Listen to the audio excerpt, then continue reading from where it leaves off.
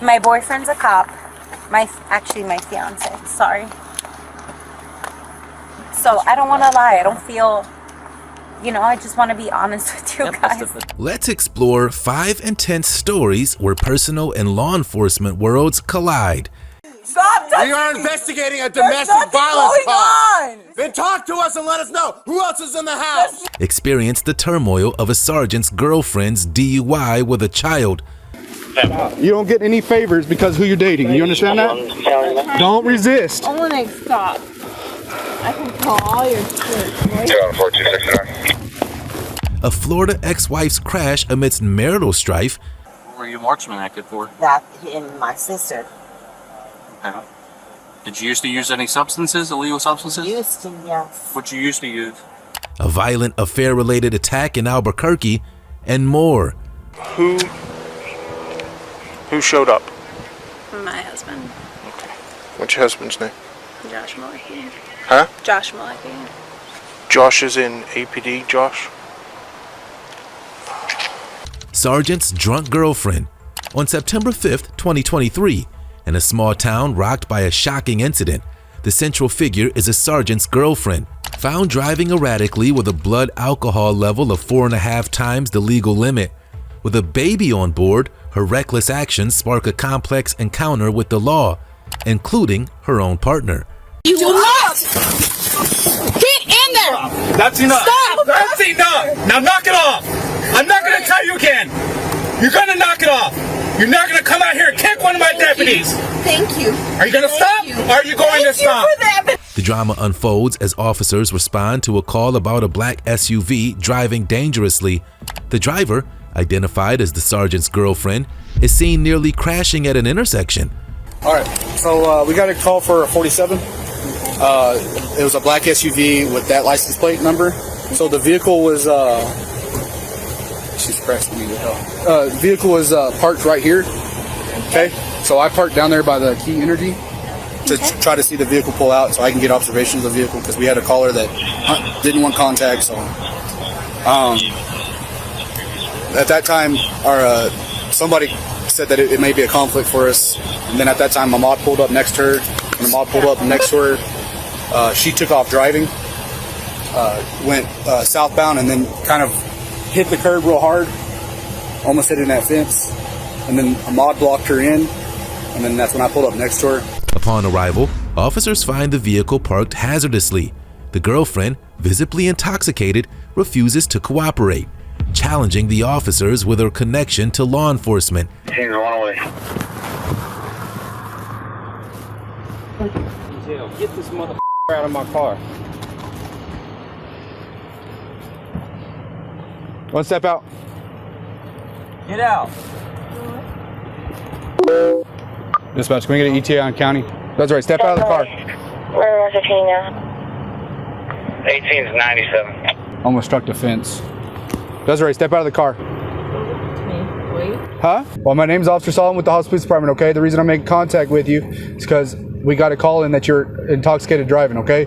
Obviously, when I saw you, you just drove onto a curb and almost struck a fence, okay? So I'm gonna need you to step out. Okay? Did you take the keys out? You can stay in the car, just give me your key fob. Where's the key fob, girl? Do you have it on you? No. There it is. Oh my, really? You're not getting any because who you know, it don't matter, okay? You know it's against the law to be driving under the influence, correct? It's not the key fob. Okay, you do know that, right? So I don't know why you think you're above the law because who you're dating. You're gonna get out of the car, I'm gonna have to pull you out. Tension escalates as she resists arrest, leading to a physical struggle. Her defiant attitude is met with stern professionalism by the officers. Are you gonna get out of the car, yes or no? No. Okay. I have one out on the garage. Oh, really? Yeah, really.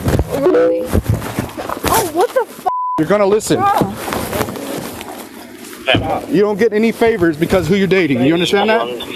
Don't resist. I want to stop. I can call all your shit. A shocking revelation comes to light. A baby is in the car.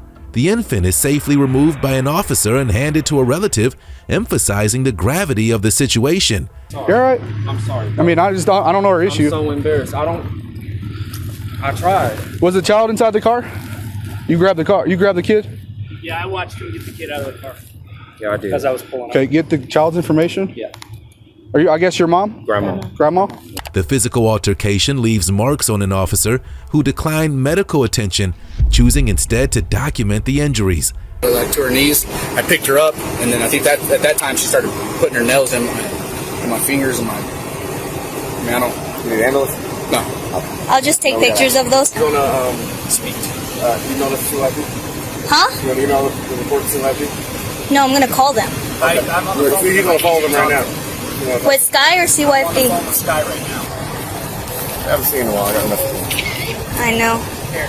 The girlfriend, now in custody, refuses sobriety tests, adding to her list of offenses. But I just wanted to ask you, do you want to submit to some tests to see if you're fit to drive?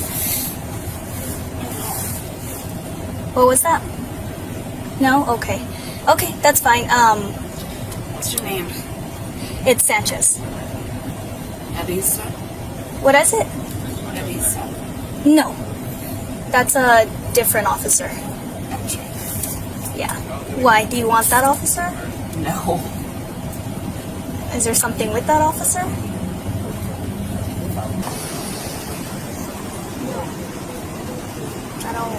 I'm not the officer that you... Her continued resistance while being transported to the patrol car is marked by irrational behavior and physical aggression towards the officers. Y'all, ready? He told me. Hey, get up. Jasmine. Hey, get up. No, he told me. Get up. Get in there. He told. Get up. I will. You will not. Get in there. That's enough. Stop. That's enough. Now knock it off. I'm not going to tell you again. You're going to knock it off.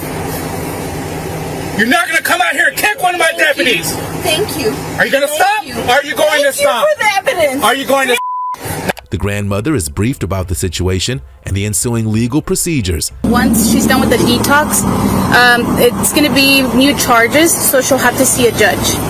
Okay? So after the 12 hours, she's able to make a phone call. But during the 12 hours, she has to no contact, just detox. Yes, ma'am. Well, because I'll be at work. Okay, so yeah, more than likely, what time is it now? 7:30. By the time she gets Yeah, so probably like noonish, 11 even. Okay. Yes, ma'am. All right, thank you. Oh, you're welcome. The sergeant, tracking his girlfriend's phone, describes his horror at realizing the unfolding events involved his own family. The only reason I'm here is because this wouldn't answer the phone, so I'm tracking and I'm like, something ain't right. Obviously, I was right.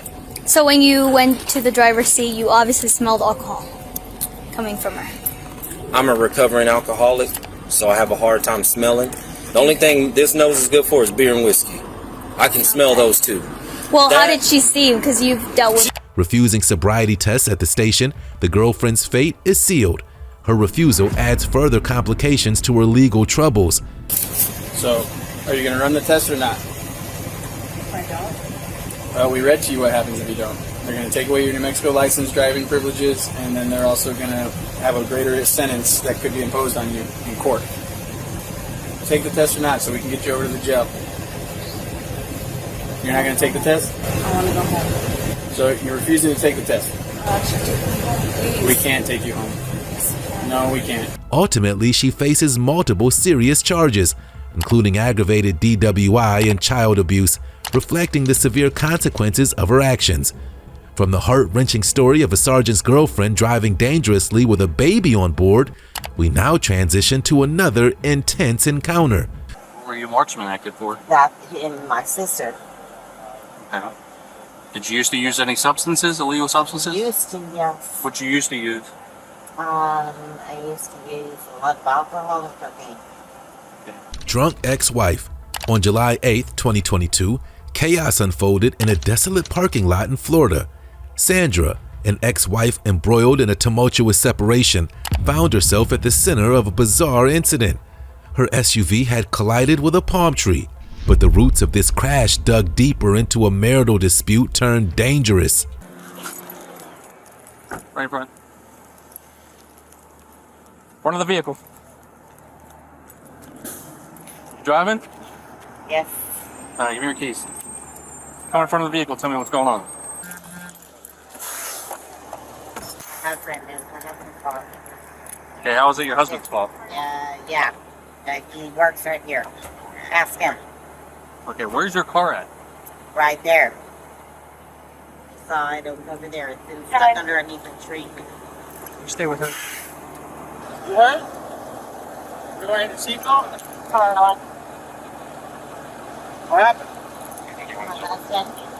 Witnesses described Sandra's impaired state and her futile attempts to dislodge the vehicle. Her head ached, a physical manifestation of her inner turmoil. The officers, piecing together the narrative, learned of an altercation involving her ex-husband. There. So y'all did get... Okay. Yeah. I just took a quick picture of her. Did you see her behind the wheel? She got in the car and tried to back up multiple times and then was asking me, this gentleman, to help push her car, and we're like, man, you're stuck. You gotta get a tow truck. Okay. So we didn't help her, but we made sure that she was okay. She seemed a little impaired, but... Yeah. Okay. Can you just hang out for me real quick? Did you see her get out of the car? Yeah, she put it that way. Okay, can you hang out for me real quick? Did you see her get out of the car? Mm-hmm. Okay. All right, so I think she's intoxicated. She clutched her license plate in her purse, accused her ex-husband of causing her distress, and the scene was a puzzle, with each piece revealing more of her erratic behavior. You have a driver's license on you? Yes, ma'am. I got everything temporal. God damn it. You don't have a license plate on your car? Yes, of course I do. They said there wasn't one on there. You have it in your purse.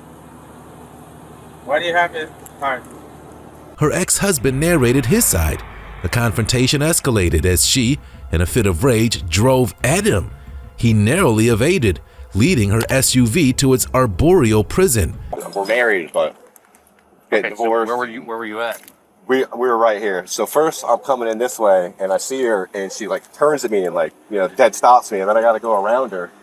And then she followed me back right here, and we're sitting right here arguing, and she's like telling me, I don't know, I need to get the lawyer, this and that, some stupid shit. I'm like, just get your lawyer, that's it. We don't need to talk, you don't need to see me, blah, blah, blah.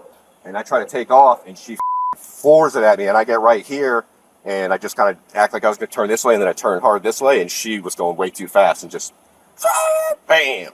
I can't do this anymore. It's been months of me, like, hiding my car inside the shop. They said the witness came up to the rescue and told them that she aimed to try to hit her boyfriend. And he moved, and that's how she hit the tree. Okay. Sandra's struggles were deeper, tangled in substance abuse.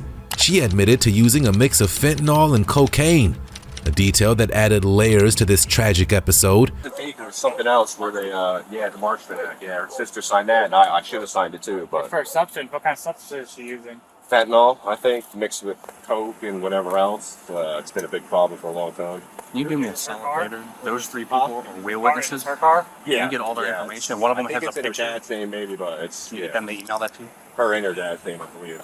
The bystanders corroborated the ex-husband's account. Sandra's actions were deemed domestic violence, leading to her arrest with no immediate bond. It's domestic violence, so she'll be held on no bond. Probably aggravated assault too. So she'll be held on no bond until first appearance in the morning. And when she gets bonded out or gets set a bond, the judge's part of her bond is no contact with you in any form, the same as her training order. Confusion reigned as she attempted to justify her actions. She removed the license plate, locked the car, and fled, a decision clouded by panic and uncertainty. I'm going to bring him over here because you guys are just going to argue. Okay. So here's the other question I got for you is, why'd you leave your car there and not... I couldn't get it out. Why'd you take the tag off? Because I was work. I'm just trying to figure out, like, I mean, you locked the car, you took the tag off, and you walked away. I get it. It's not like I couldn't go far. Well, I'm just trying to figure out why you did that instead of calling somebody. The law was clear. Sandra's departure from the accident scene compounded her troubles. Her arrest was inevitable, a consequence of a moment where personal anguish spilled into public view. Crashing into something and you get in an accident, you're supposed to report that? Okay, do you understand that leaving the scene is a no-no? I wasn't leaving the scene. I was own a business here. Okay. All right, well, just sit tight, all right? All right, Sandra, go ahead and step out for me. You're going to come over in my vehicle, okay? My shoes, I don't know Go where get they're your at. shoes.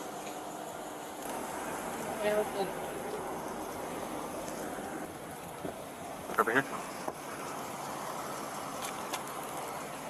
Pull away from me, okay? Just get in the car.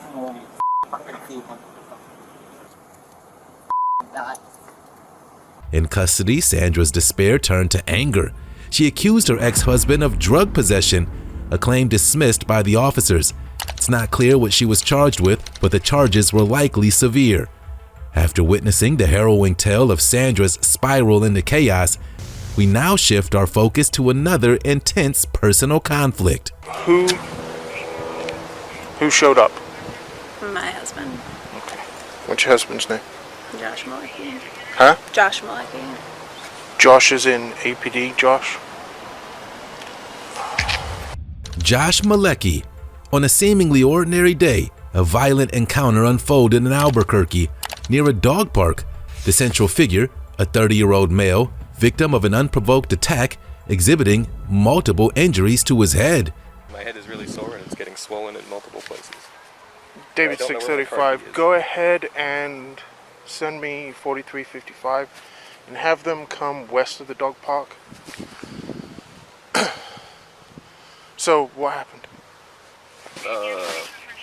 Someone ran down the hill. I was sitting here exercising and just... 30-year-old male, multiple blows to the head, swelling on the side of the face. He is conscious and breathing. The attacker, identified as Josh, an APD officer, assaulted the man for having an affair with his wife. The violence marked a tipping point in an ongoing but previously not physical conflict. Just came down and jumped me and started hitting me in the head. Do you know him? Yeah. Okay. And from what I understand, this is his wife? Yeah. Yeah? Okay. So, you had any beef with him? Any issues? There's been an ongoing issue, but nothing physical until now. Okay. You want to press charges? No. No? Okay. Well, we're gonna have EMS. Unless I'm really... Well, I mean, you're pretty red and you got a lot of bumps and bruises around your head. Amidst the chaos, the victim realized his car key was missing, presumably taken by Josh in a moment of rage. And I think he took my car key because it was in my pocket and I don't know where the hell it is now. So Okay. I can't even... Is it just the key? It's a black fob for the Volvo right there. So it's probably... It was like right here. And it was in my pocket and then he either took it or kicked it or threw it. These people jumped over the fence to try to get him away. Which one's your vehicle?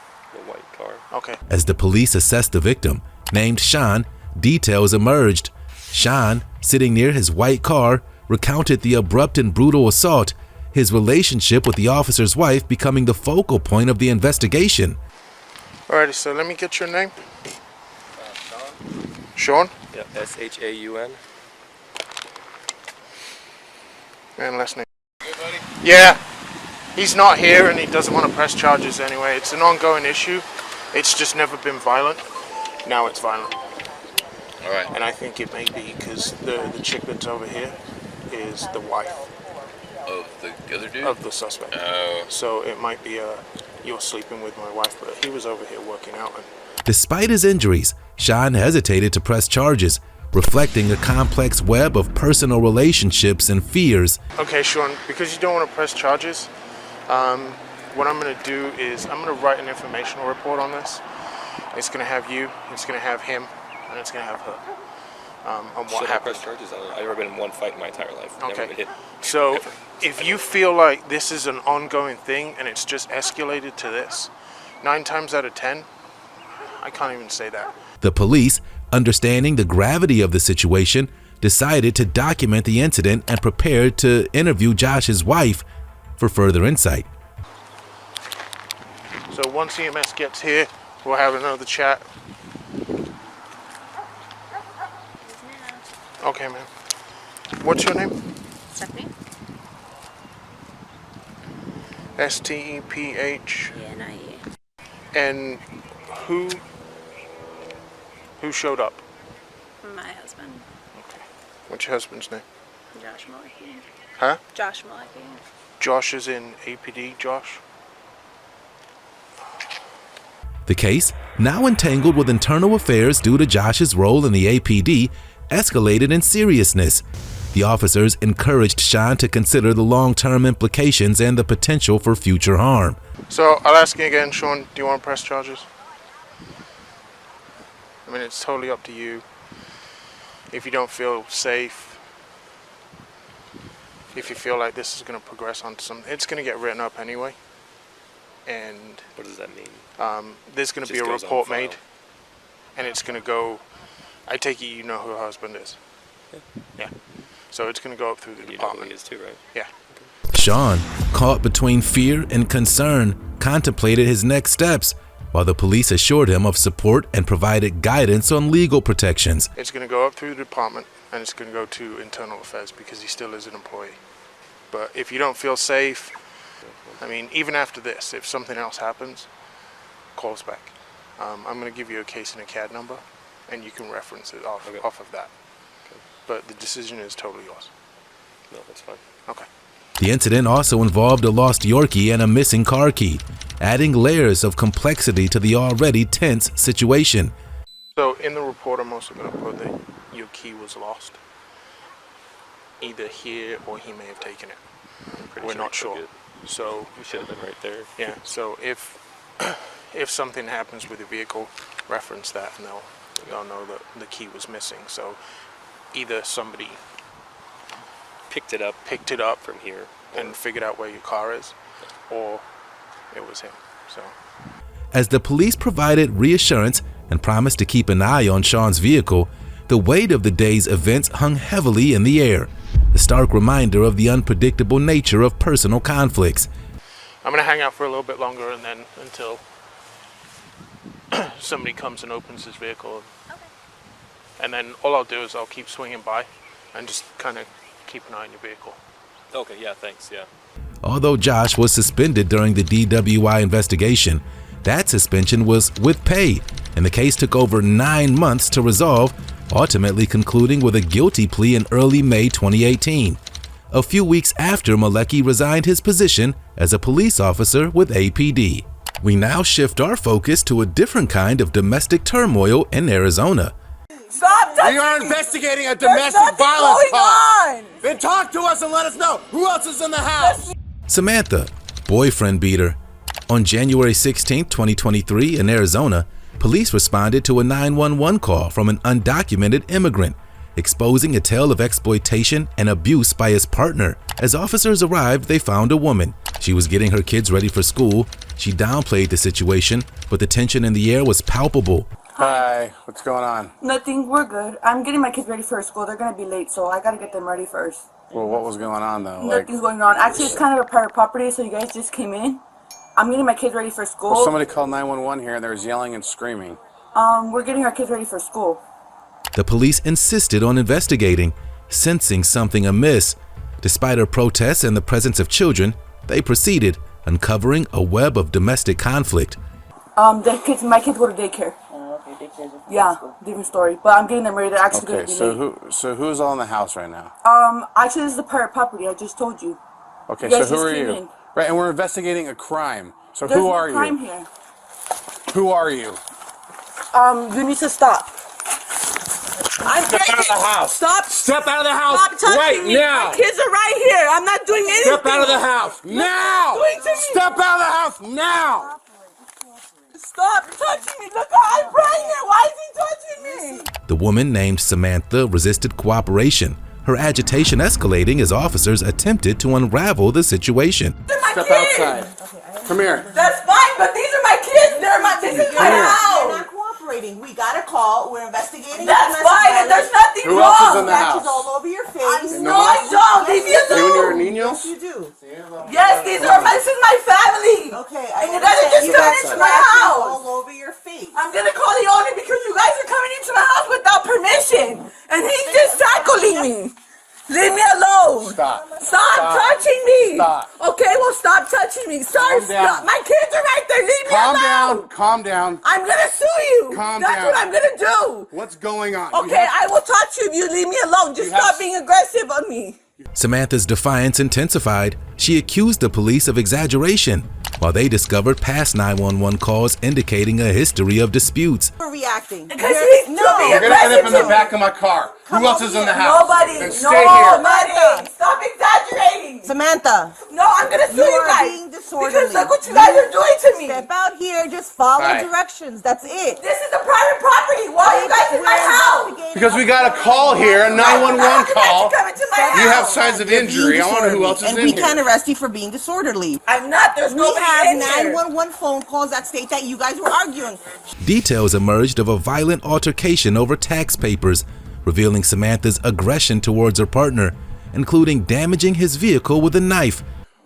Somebody called 911 from here. There was a discussion over, give me some papers, give me this, give me that.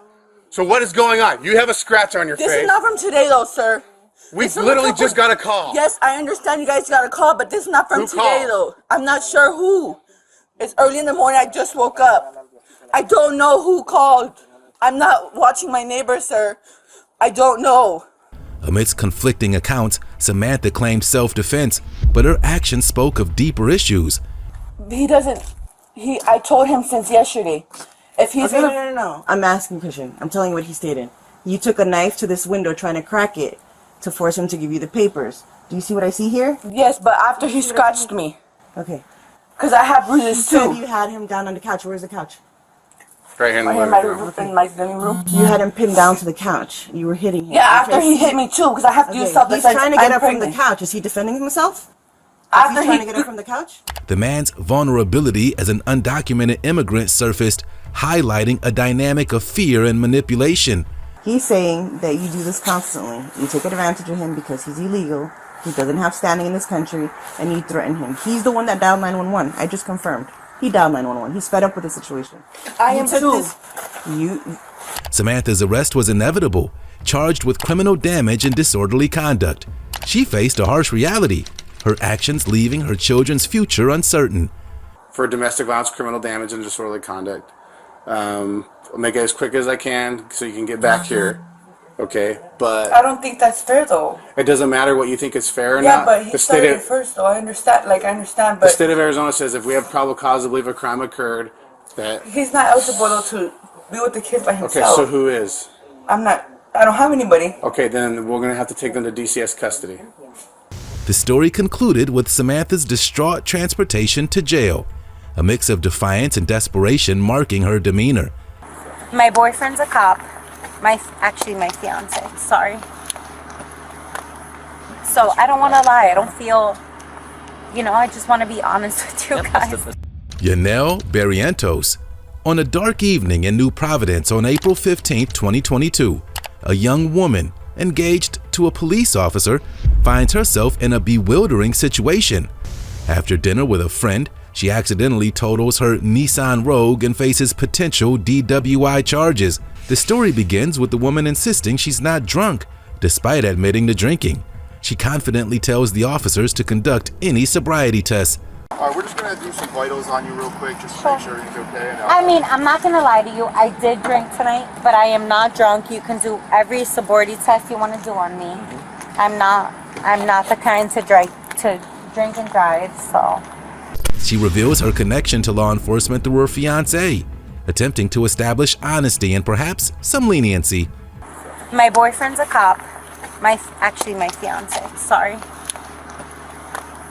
So I don't want to lie. I don't feel.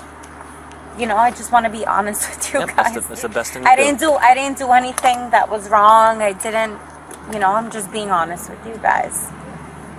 Her confusion and panic start to surface as she struggles to recall her journey and the accident specifics. If you look at my record, I've never been in a car accident. This is all new to me. So where I were you? apologize. Yep. So where were you I going? was driving and I meant to make a right and I hit that pole. So where were you coming from? Right here. So you on Mountain Ave right here? Yes, and I meant to make a right and I hit the pole. I didn't see this pole. It's dark. So I meant to make a right and I hit the pole. and my like whatever it is hit me in the face. The car. The airbag? Yes. Yep. It hit me in the face, and I like freaked out because I've never been in this situation in my life. He'll be there to relieve you shortly. Okay. How are you physically?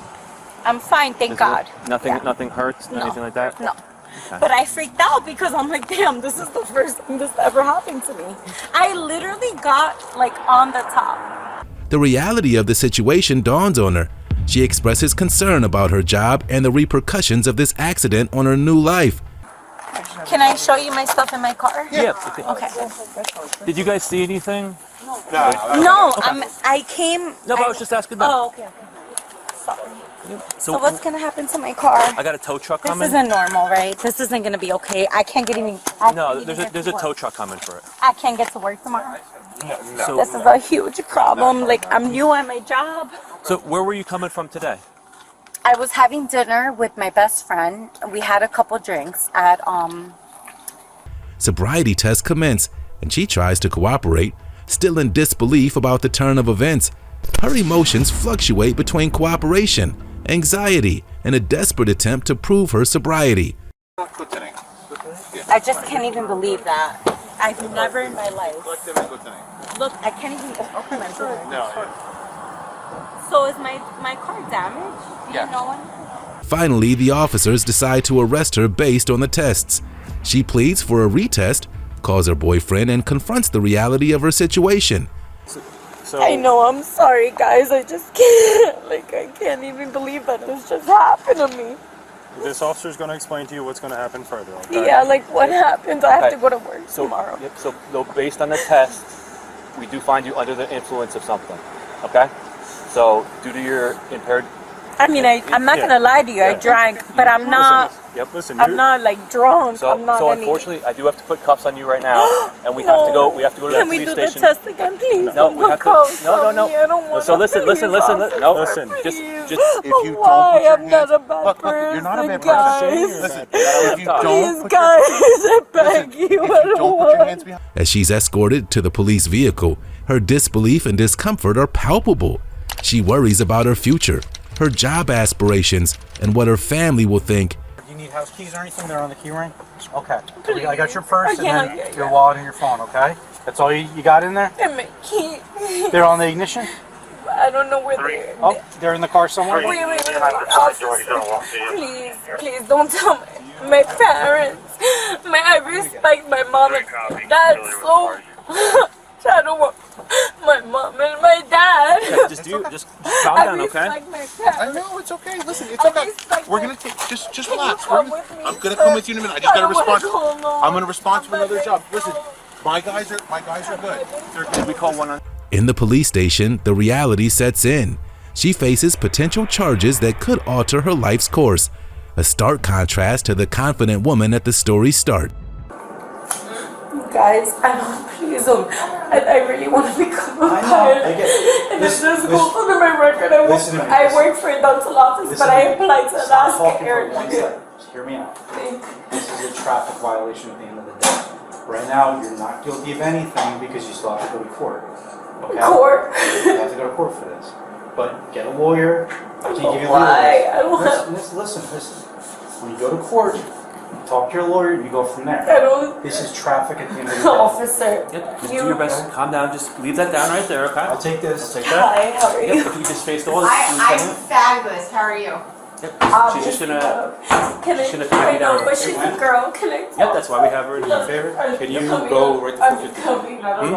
450 ticket? Court records indicate that on July 28, 2022, Yanel was found guilty of operating under the influence and fined a total of $790. Her license was revoked for 3 months, and she had to complete 12 hours at an intoxicated driver resource center.